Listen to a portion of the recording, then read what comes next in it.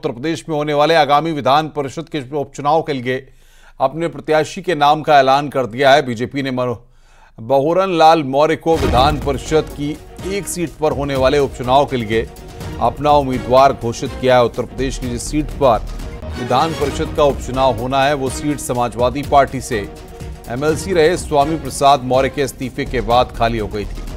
Samajwadi party ने MLC चुनाव में अपना प्रत्याशी नहीं उतारने का फैसला किया है, इसलिए बहुरन लाल मौर्य का निर्विरोध चुना जाना तय माना जा रहा है।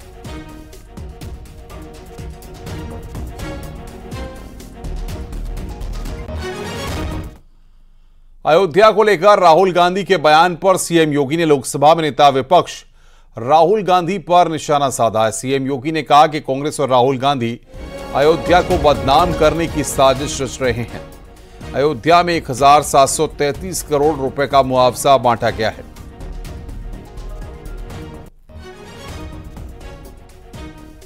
और आज जब अयोध्या अपने वैभव की पुनर्स्थापना के लिए फिर से पूरी दुनिया को अपनी ओर आकर्षित कर रही है, तो कांग्रेस कैसे इसको अच्छा मान सकती है।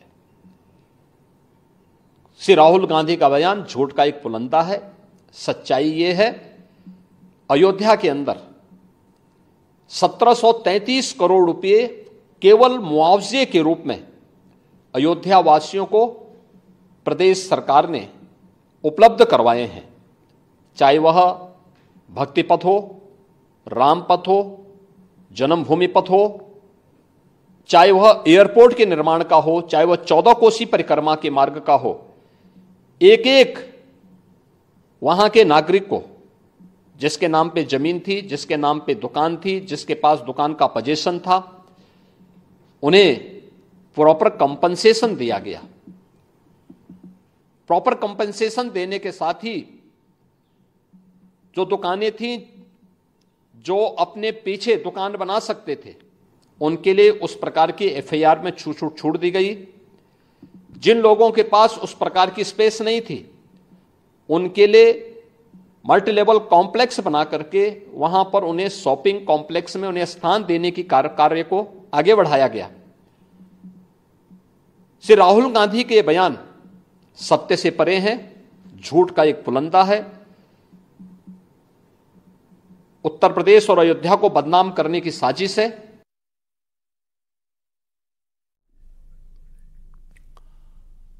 मेरठ से भारतीय जनता पार्टी के सांसद और एक्टर अरुण गोविल ने कांग्रेस नेता राहुल गांधी पर निशाना साधा है। अरुण गोविल ने न्यूज 18 से बातचीत में कहा कि राहुल गांधी ने हिंदू धर्म का अपमान किया है, राहुल गांधी को माफी मांगनी चाहिए। नहीं, आज जो भी कुछ हुआ वो बहुत ही क्षमा करने योग्य नहीं है। राहुल गांधी जी ने जो भी कहा, हिंदू धर्म का जिस तरह से उन्होंने अपमान किया, हिंदुओं को अपमान किया, उन्होंने हाथ उठाकर ऐसे हाथ फैलाकर कहा ये जितने लोग बैठे हैं ये सब हिंदू नहीं है, हिंसा से हिंदुओं को उन्होंने जोड़ा, वो करने का उनको कोई अधिकार नहीं है। मैं गर्व से कहता हूं कि मैं हिंदू हूं। उन्हें केवल मुझसे ही नहीं, उन्हें विश्व के सारे हिंदुओं से क्षमा मांगनी चाहिए जो उन्होंने किया है आज। हाँ, इस मामले पे उनकी बहन प्रियंका गांधी वाड्रा जो हैं, उनका एक स्टेटमेंट भी आया है कि हमारा भाई और राहुल गांधी जो हैं वो ना तो हिंदू धर्म ना सनातन धर्म, किसी का वो अपमान नहीं किए। इसको आप कैसे देखते हैं? नहीं, अपमान कैसे नहीं किया, जो उन्होंने कहा है उसको आप रिवाइंड करके सुन लीजिए फिर। या तो वो जितने संसद में लोग बैठे थे सबने सुना है, वो ये कैसे कह सकती हैं? वीडियो जर्नलिस्ट विपिन राय के साथ शंकर आनंद, न्यूज 18 शंकर। पूर्व कांग्रेस नेता आचार्य प्रमोद कृष्णम ने नेता विपक्ष राहुल गांधी पर निशाना साधा है। आचार्य प्रमोद कृष्णम ने कहा कि राहुल गांधी हिंदुओं को हिंसक कह रहे हैं, राहुल गांधी को माफी मांगनी चाहिए। ये गलत है, मैं इसकी घोर निंदा करता हूं। सबसे पहले तो माफी मांगनी चाहिए राहुल गांधी जी को कि भगवान शिव कोई नौटंकी के पात्र थोड़ी है जिस तरह जेब से निकालो संसद के पटल पर रख दो। दूसरी बात, उन्होंने हिंदुओं को कोसने का ठेका ले रखा है क्या? आप हिंदुओं को हिंसक कह रहे हैं। हिंसा से हिंदुओं का मतलब क्या? जिस धर्म में चींटी को मारने की अनुमति नहीं है, उस हिंदू समाज को आप हिंसक बता रहे हैं। मुझे लगता है कि राहुल गांधी जी को ऐसा लगता है कि हिंदुत्व को मिटाए बिना, हिंदुत्व को खत्म किए बिना, हिंदुओं को गाली दिए बिना, हिंदुओं को क्रिटिसाइज किए बिना बीजेपी को नहीं हराया जा सकता। राहुल के बयान पर प्रियंका गांधी का बयान सामने आया। प्रियंका ने कहा है कि मेरा भाई हिंदुओं का अपमान नहीं कर सकता। मेरे भाई ने बीजेपी के बारे में बयान दिया है। नहीं कर सकते, बहुत स्पष्ट बोला है उन्होंने बीजेपी के बारे में बोला है, उन्होंने बीजेपी के नेताओं के बारे में बोला है। माइक थोड़ा दूर करो। वो कह रहे माफी मांगने की बात की जा रही, राहुल गांधी जी की माफी मांगने की। कल शाम 4 बजे सदन में बोलेंगे पीएम मोदी। लोकसभा में शाम 4 बजे प्रधानमंत्री बोलेंगे। राष्ट्रपति के भाषण पर जवाब देंगे प्रधानमंत्री। तो कल शाम 4 बजे आपको बता दें कि राष्ट्रपति के भाषण पर प्रधानमंत्री नरेंद्र मोदी जवाब देंगे। कल शाम 4 बजे सदन में बोलेंगे पीएम मोदी। लोकसभा में शाम 4 बजे पीएम मोदी बोलेंगे।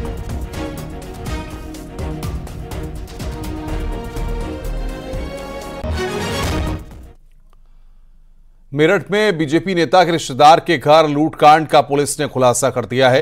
पुलिस ने 2 आरोपियों को गिरफ्तार किया और उनके पास से 1,72,000 रुपए कैश मिला है।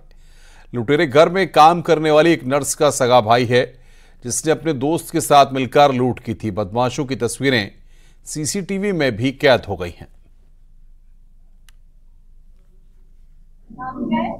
गौरव और अभिषेक। नर्स का भाई कौन सा? गौरव।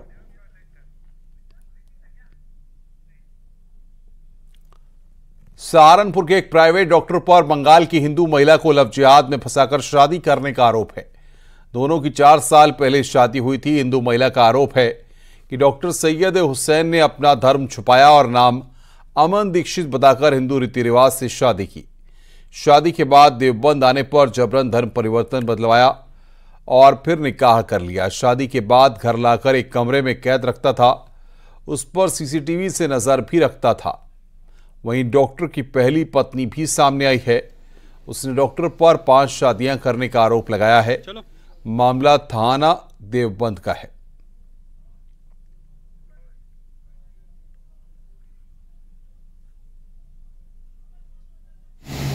बिल्कुल रीति रिवाज से, हिंदू रीति रिवाज से शादी करके मुझे लेके आए। यहाँ आने के बाद मुझे कैमरा में मतलब कमरा में कैद करके रखा था। मुझे कैमरा लगा के कैद करके रखने के बाद बस कुछ दिन गया है। कुछ दिन बाद देखा कि मेरे ऊपर बहुत मतलब अत्याचार कर रहे थे, जो खाना पीना भी नहीं देने टाइम से, मतलब कुछ नहीं देने की। ऐसा कौन लोग थे?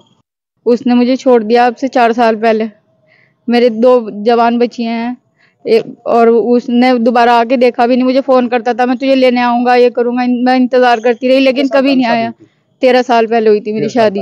हाँ जी। अब डॉक्टर बता रहे हो कहाँ के डॉक्टर है? क्या वो देवबंद में ही रहता है। अच्छा। डॉक्टर है यहीं पे बेबी केयर हॉस्पिटल में। जौनपुर में पत्रकार आशुतोष श्रीवास्तव हत्याकांड मामले में पुलिस ने बड़ी कार्रवाई की है। फरार आरोपी आरफी और सिकंदर के खिलाफ बुलडोजर वाला एक्शन हुआ है। 25 करोड़ से अधिक की अवैध संपत्ति पर बुलडोजर कब्जा है। पुलिस ने मुनादी भी कराई। शाहगंज तहसील के इमरानगंज और सरबत गांव के सरकारी जमीन को खाली कराया गया। बता दें कि आरोपी उद्योगपति उमेर के खिलाफ भी थाना शाहगंज में मुकदमा दर्ज है। पुलिस ने उमेर पर 1,05,30,000 का जुर्माना लगाया है। बता दें कि पुलिस ने मामले में आरोपी शूटर और 1 लाख के इनामी का पहले ही एनकाउंटर कर दिया है। निवासी सबरहट, परगना अंगुली, तहसील शाहगंज, जिला जौनपुर को तत्कालीन प्रभाव से तहसीलदार शाहगंज के आदेशानुसार बेदखल किया जाता है।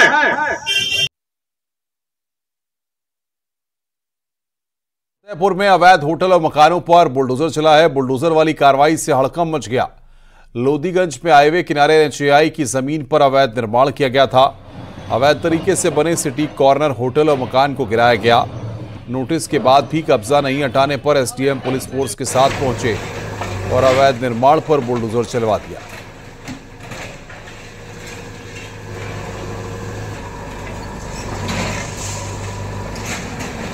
ये सिटी कॉर्नर नाम से जो है एक होटल अवैध रूप से एनएचआई की भूमि पर खड़ा किया गया था। अतिक्रमणकर्ता को पहले अवसर दिया गया था कि वो स्वतः हटा ले अतिक्रमण, लेकिन मार्ग के चौड़ीकरण में बाधाएं उत्पन्न हो रही थी और इनके द्वारा स्वतः नहीं हटाए जाने पर पूरी विहित प्रक्रिया का पालन करते हुए अतिक्रमण आज हटाया गया। एक और मकान भी था क्या?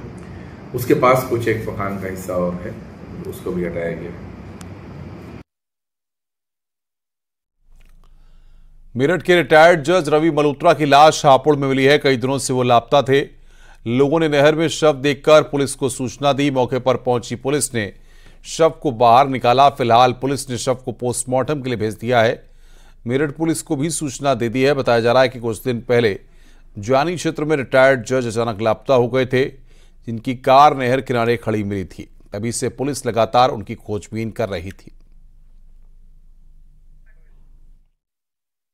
देखिए, आज दिनांक 1 जुलाई 2024 को थाना मौलाना के नहर में एक शव बरामद हुआ, जिसमें जांच की गई तो पाया गया कि ये शव एक रिटायर्ड जज साहब हैं, जिनकी खूबसूरती मेरठ में रखी गई थी, उनका है ये, और इसमें पुलिस कार्रवाई प्रचलित है।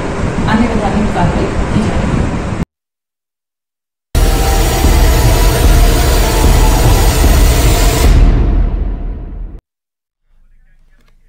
नए आपराधिक कानून आज से देश भर में लागू हो गए हैं। उत्तर प्रदेश में नए कानून के तहत पहली एफआईआर अमरोहा में दर्ज की गई है। गैर रातन हत्या का केस बीएनएस 106 में मुकदमा दर्ज किया गया। आगरा के शमशाबाद थाना में पहला मुकदमा चोरी का बीएनएस की धारा 305A और 331(4) में केस दर्ज हुआ है। वाराणसी के लालपुर पांडेपुर थाने में पहली एफआईआर बदमाश किशन सरोज पर धारा 109 में दर्ज हुई है। आजमगढ़ के बिलरियागंज थाने में नए कानून बीएनएस के तहत मुकदमा दर्ज हुआ है। रायबरेली के डीही थाने में भारतीय न्याय संहिता की पहली एफआईआर धारा 115(2) और 118(1) के तहत हुई। वहीं मऊ में एक्सीडेंट मामले में मधुबन थाने में एफआईआर दर्ज हुई है।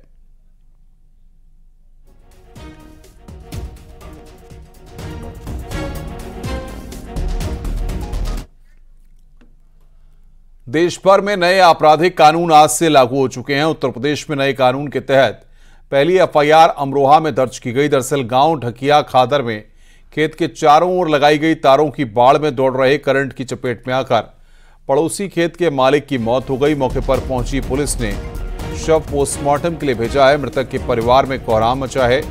तारों में करंट छोड़ने वाले खेत मालिक के खिलाफ थाने में तहरीर दी गई है। भूप सिंह के खिलाफ नए कानून के तहत बीएनएस 106 में मुकदमा दर्ज किया। इससे पहले यह कार्रवाई आईपीसी की धारा 304 के तहत होती थी। यह मामला गैर रातन हत्या का है। जनपद अमरोहा में थाना रहरा पर आज जो प्रथम एफआईआर दर्ज हुई है 106 धारा भारतीय न्याय संहिता के अंतर्गत, आज 1 जुलाई 2024 से भारतीय न्याय संहिता, भारतीय नागरिक सुरक्षा संहिता और भारतीय साक्ष्य अधिनियम 2023 प्रभावी हो रहा है। इसे प्रभावी ढंग से लागू करने के लिए सभी विवेचकों, थाना प्रभारियों और राजपत्रित अधिकारियों का व्यापक ढंग से प्रशिक्षण कराया गया है। इसके साथ ही आम जन को भी जागरूक करने के लिए विभिन्न थानों और चौकियों पर कार्यशाला, गोष्ठियां आयोजित की जा रही हैं, ताकि आम नागरिक भी इन नए कानूनों से कंफर्टेबल हो सकें और जागरूक हो सकें। नया कानून लागू होने के बाद वाराणसी में पहली एफआईआर दर्ज की गई। लालपुर पांडेपुर थाने में बदमाश किशन सरोज पर धारा 109 में केस दर्ज हुआ है। मुकदमा जान से मारने की कोशिश करने पर हुआ है। इसके अलावा धारा 317(2)(25) भी लगी है। पहले इस आरोप में धारा 307 के तहत मुकदमा दर्ज होता था।